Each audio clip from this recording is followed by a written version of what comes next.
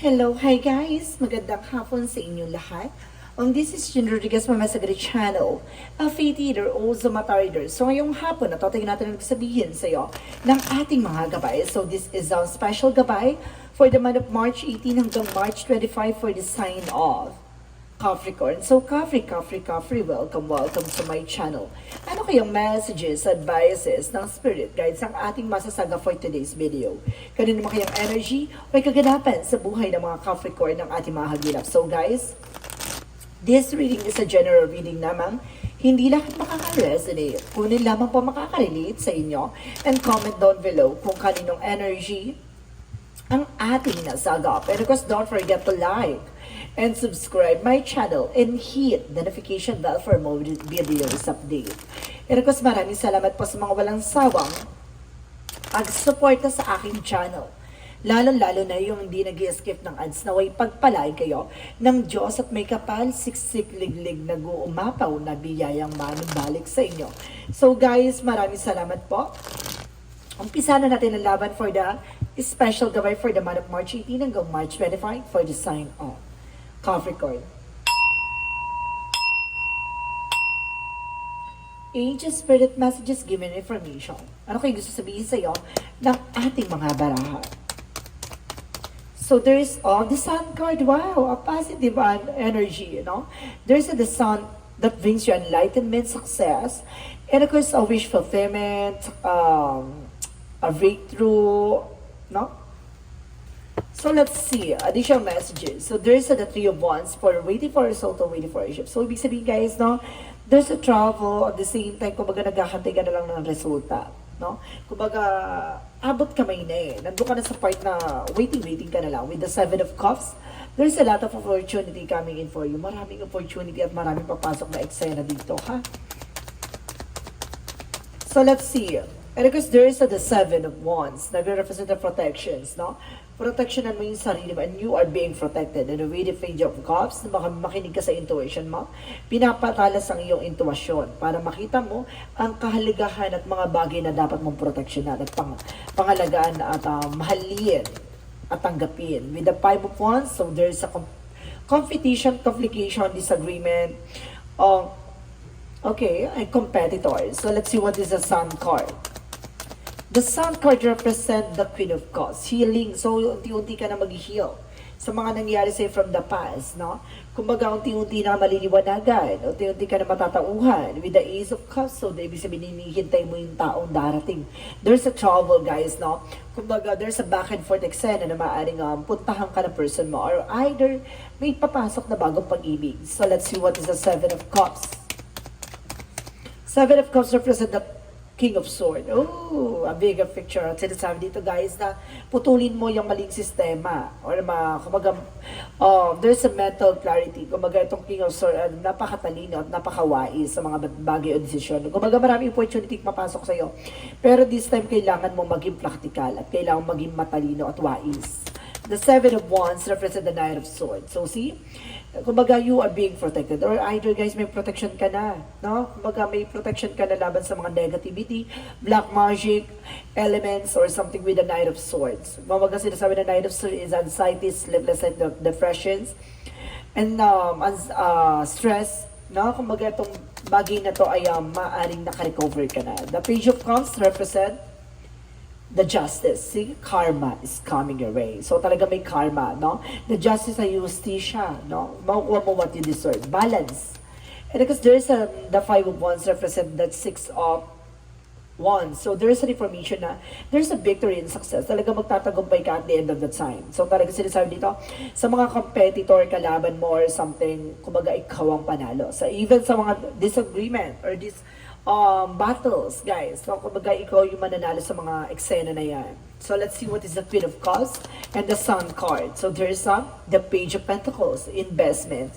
So, kumbaga, dito papasok yung healing in all aspect. At the same time, sa investment, sa lahat din na aspeto yan, maaaring sa love life, career, finances, and health mo, no? Kumbaga, binigyang kasagutan at kaliwanagan with the Sun card. The Three of Wands, and of course, there's the Ace of Cups represent the Eight of Wands, represent the fast communication and fast movement. There's a travel ka talaga guys, na may travel talaga dito na maaring dumating na yung mensahe or messages or email. And of course, there's a Devil card. Kumbaga putulin mo yung mga bagay na alam mo hindi nagsaserve sa'yo. At the same time, there's a devil for temptation. May mga tukso or susubukin kang tuksuhin para guluhin, no? Mag-ingat ka. What is the Seven of Wands? And of course, the Knight of Swords. No, there's the Eight of Cups, letting go. Napakawalan mo, bitawan mo yung mga negative thoughts or something drama sa buhay mo. So the Page of Cups, and of course, the Justice. So there's the Word card. So there's a travel guys talaga. And the Word card represented for aspect, no, for elements. Fire, air, water, and land. And of course, sinasabi dito guys na kumbaga, magsasuccess ka at the end of the time, no? Kumbaga, may ibabago ang mundo mo, babaguhin ang mundo mo dito with the justice, at makinig ka sa intuition mo na, kumbaga, sa lahat ng mga nangyayari sa paligid mo, isa lang pakikinggan mo ang iyong gabay. The Five of Wands, and of course, the Six of Wands represent the Four of Swords. Makinig ka sa intuition mo. There is a fear of something, intuitions. Kumbaga sinasabi dito, makinig ka sa inner voice mo. Kasi magtatagumpay ka at the end of the time. Maraming gugulo sa'yo. Kaya huwag kang magtaka ha. Parang bila maraming bumubulong sa'yo. Or may mga pumapasok sa imagination mo, intuition mo, panaginip mo. It's like an ahas. Kumbaga parang kang napunta sa tubig na parang, parang may nasadis ako dito na parang, napakalakas ng agos, no? It's either para ka naliligaw, paulit-ulit yung daanan mo. Pag nandun ka sa part na yun, there's a devil energy na sinusubukan kang guluhin, no? There's a palipad hangin or something of black magic involved. So let's see what is the outcome. Ang outcome for you is the Knight of Pentacles. So there is a security. Mag-secure ka about sa finances. And the Knight of Swords is a success driver. At the end of the time, secure ka naman daw at magsasuccess ka. At sinasabi sa'yo dito with the Strength card, lakasan mo lang ang loob mo, lakasan mo ang pakiramdam mo. No? So let's see what is additional messages for career. Sa career mo naman guys, there's a Three of Swords. Maraming inggitera, maraming mga taong susubukin kang guluhin, sirain. The Queen of Swords, tignan mo yung bigger picture. Kumbaga, lalapit lang tong tao na to kapag malaki ang kailangan sa'yo or kailangan ka ng tulong mo, gano'n. Kumbaga, maging totoo ka at maging practical ka dito with the Queen of Swords. Tingnan mo yung possibilities, wag kang magpapautos sa mga matatalinhagang salita. No? So, let's see additional messages for love life. Sa love life, there's a death card in the Six of Swords, a transition, no? Kumbaga, sinasabi na tatapusin na ang mga yugto pagdating sa iyong relasyon, no? Madalas kang naaahas, madalas kang natatraders, madalas kang naiiwanan, no? Of course, the death card is a transformation at puputulin ang nagsisilbing ahas, no? Kasi, kumbaga, Six of Swords, kumbaga, makakaalis ka na sa situation. So, let's see additional messages for health. So, there's a judgment for a wake-up call.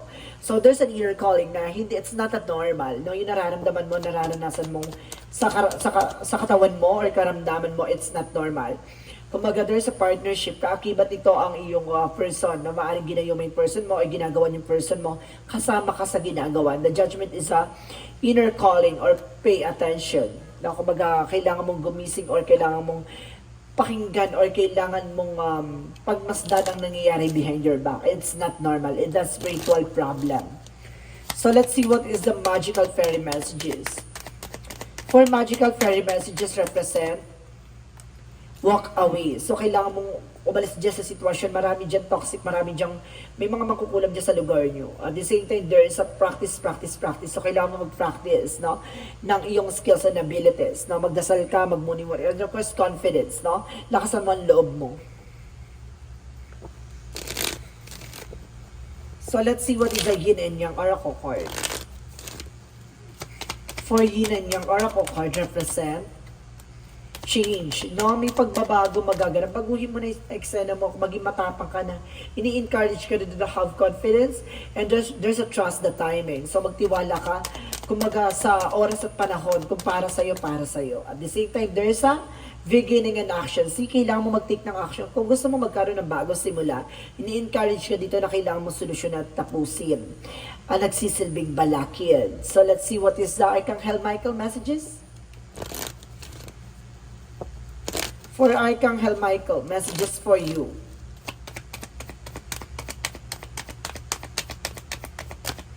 So there is a Forgive yourself, you done nothing wrong. Patawarin mo yung sarili mo, wala ka namang ginawang mali. So parang napufrustrate ka na parang, ano ba nangyayari, gato ganyan. Bakit parang may something wrong or something na hindi ko maintindihan. Alam mo guys, pagdating sa finances, okay ka. Pero yung pagdating sa sarili mo, physically and mentally, hindi ka okay. Magulo utak mo, parang feeling mo may kulang, feeling mo lutang ka, feeling mo may something na mali sa sarili mo. No, yun yung kailangan mo solusyonan. At the same time, there's a romance angels that are helping you. Pagdating sa relasyon, ganun din. And there's a lean on God and angels support you. See, nandito ang ating Panginoon, ginagabayan ka at pinoproteksyonan ka ng ating mga gabay. Kaya hindi gaano pumapasok sa iyo ang gawa ng hindi maganda kasi ang ating gabay ay nakaagapay sa iyo. So, ibig sabihin, kailangan mo lang magkaroon ng sapat na proteksyon para nang sa ganun hindi ka na mapasukan at magawa ng hindi maganda. So, let's see what is the chakra messages. May gabay ka dito may gabay ka dito, kaya kailangan mo makinig. And there is a passion. Gawin mo yung mga bagay o hilig mo sa buhay. Yung ano yung magpapasaya sa'yo. And there's a self-worth. Alam mo dapat sa sarili mo yung halaga mo. And there's a workaholic, no? Kumbaga pagdating sa trabaho, walang problema, no? Kailangan mo lang talaga magkaroon ng time management. So let's see what is additional messages for angel spirit. And there is a children. So sa mo, may kinalaman din yung mga anak mo, ha? Kumbaga meron din nararamdaman yung anak mo. And there's a support, no? Sinusuportan ka ng ating angel spirit. Kasi naman bakit? Wala ka namang ginawang masama sa kapwa mo, no? Kumbaga napapalibutan ka lang talaga ng mga inggitera, kakompetensya. Kaya to, pati yung pamilya mo, anak mo, ginagawan, pati asawa mo. So let's see what is the ontology. Kaya pala sinasabi na umalis kayo sa lugar na yan kasi napapalibutan ka ng mga kukulam sa harap, likod. Meron ako nakikita mo something na nasa gilid or something na skinita. I don't know, skinita or hallway, something like that. And there's a work through your feels. Labanan mo yung takot at pangamba mo. And there's a meditation and contemplate. So, kailangan mo mag-meditate. No, magdasal, mag-devotions. And there's a new romantic cycle begin. Magpapanibagong eksena pagdating sa iyong relasyon. Kapag nakalipat ka ng bahay, nakaalis ka dyan, magiging maganda na eksena nyo. Tapos tapusin mo lang yung ginawa sa yung hindi maganda. Magkaroon ka ng protection sa okay na yun. Gaganda na yung takbo ng buhay mo. Nasa lugar ka kasi ng maraming mga gumagawa. So let's see what is the energy. Indecision. Nagkakaroon ka ng indecision ngayon. And there's a caring connection. Alagaan mo ang sarili mo at alagaan mo ang relasyon mo. No, gusto nito masira ang iyong pamilya. And there's an indecision. Mahirapan ka mag-decision siguro. Kumbaga, mayroong mga bagay na parang hirap kang mag-decision. It's either, kumbaga, wala ka pang sapat na budget para dun sa lilipatan or either, kumbaga, nangihinayang ka sa pwesto nyo or either, kumbaga, mayroong kang pinanggagalingan bakit hindi ka ayaw mong umalis dyan or parang nahihirapan ka umalis dyan sa lugar nyo. And there's a door to the spirit. So see, binubuksan ng iyong pintuan para sa spiritual na para maunawaan ang mga dapat mong malaman. So let's see what is additional messages for angel spirit. So there is a all path lead home. So there's a turn to your gaze within. So there's an authority for intuition. So kumbaga meron kang karapatan or take charge of the situation by your intuition. Kasi binibigyan ka ng kakayanan para makapag-isip, para bumasok sa isipan mo yung mga bagay na kailangan mong gawin. And you're not alone. Hindi ka nag-iisa, no? Kumbaga, there is an isolation and physical connection. So, meron talaga ditong, kumbaga, feeling mo nakakulong ka sa isang sitwasyon, parang feeling mo wala kang gana, parang feeling mo lutang ka, parang may something talaga na nararamdaman na parang ang bigat-bigat. Yun yung parang hindi mo mapaliwanag. And there's a courage, no? Kumbaga, sinasabi dito, labanan mo ang takot at pangamba mo. At kailangan mo magkaroon ng kumpiyansa sa sarili mo, and there is an abundance, no? Magkakaroon ka ng kasaganahan dito. So let's see what is Archangel Raphael. Archangel Raphael messages for diet is more important here. So baka nagiging stress reliever mo pagkain, ha? Umiwas-iwas ka sa mga paglalamon mo ng kung ano-ano. And acceptance, no? May mga bagay na parang matatanggap mo unti-unti at unti-unti mo dapat tanggapin. So let's see what is the Romance Angels. Pagdating sa Romance Angels, so there is a pay attention to red flag. So see, may red flag talaga, guys. The signs is are cautioning you, may paalala sa'yo. At the same time, there is a calling your soulmate. So maaring soulmate mo nga yung person mo ngayon or either may papasok na soulmate sa buhay mo. Mag-ingat ka, ha, kasi may paalala sa'yo dito na mag-pay attention ka sa paligid mo. So let's see what is additional messages. Problem solving. So, ito yung sinasabi, masusolusyonan na ang problema mo. No, nandito na yung solusyon. Gagawin mo na, magtitake ka na ng action. And there's a go for it. Ilaban mo. Wag mo na yun ipasawalang bahala or ipaliban pa. No? Tapusin mo na, alisin mo na. And there's a gardening and planting. So, ibig sabihin dito, kung ano yung tinanim mo, siyang aanihin mo. No? Kailangan mo mag-invest on your own. And there's some flexible, adaptable. No? Kailangan maging flexible ka sa mga nangyayari sa paligid mo. No? So, let's see what is the Jesus-loving quotes. Seek and you shall find. Kung hindi mo hahanapin, hindi mo makikita. No? Kaya minsan kasi nagbubulag-balaga tayo sa mga bagay na kaharap na natin kasagutan, nagsusyunga-syungahan na lang tayo. No? Kaya kailangan mo mag-pay attention. So, let's see what is the angel's answer. The angel's answer represent in the near future. Ngayong nalalapit ngayong eksena mo, kumbaga malapit na ang mga magaganap sa buhay mo in the near future. And there's a yes. Na talagang sinasabi dito, there's a possible yes na maaring this is the moment, no? And you're ready. Maghanda ka na. Kasi babaguhin na tong eksena na mangyayari sa buhay mo, no? This is very momentum eksena for you. So let's see what is the synchronicities.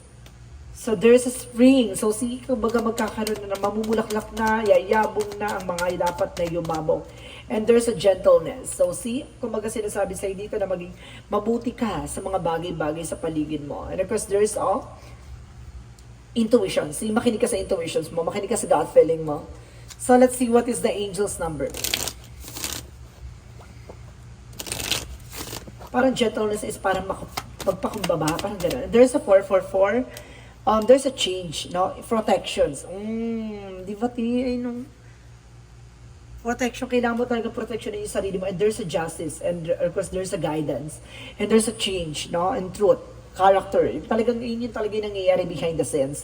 Get ready for the good things you've been hoping for. You were born for a higher calling. Put your energy into growing towards your ambitions. And the universe will align itself to provide you with the right people, circumstances, and resources to make things happen. So talagang, di ba? Kumbaga, sinilang ka para matuklasan ang mga kaguluhan at mangyari sa mga hinaharap. Kasi kumbaga siguro nangyari na to sa pamilya mo before, na nangyayari to sa pamilya mo ngayon. No, maaaring it's either sa mga magulang mo, tapos hanggang sa ikaw naman. Kumbaga, this is not ordinary. Parang ginawa na nila tong parang ginawa na nila itong natural, yung eksena na ginagawa nila sa pamilya nyo. Kaya kailangan you need to pay attention to protect your family, to protect yourself, to protect your career, and of course your life. No? Kailangan mo talagang proteksyonan yung sarili mo laban sa mga taong mapang-abuso at mga taong, di ba, gahaman sa kapangyarihan kung ano man ang mga bagay na pinagkaloob sa kanila na ginagamit nila sa kasamaan. So yun yung mga bagay na kailangan mo matutunan na proteksyonan at pangalagaan kung ano man ang meron kang sa kinagagalawan. So let's see what is the messages of life.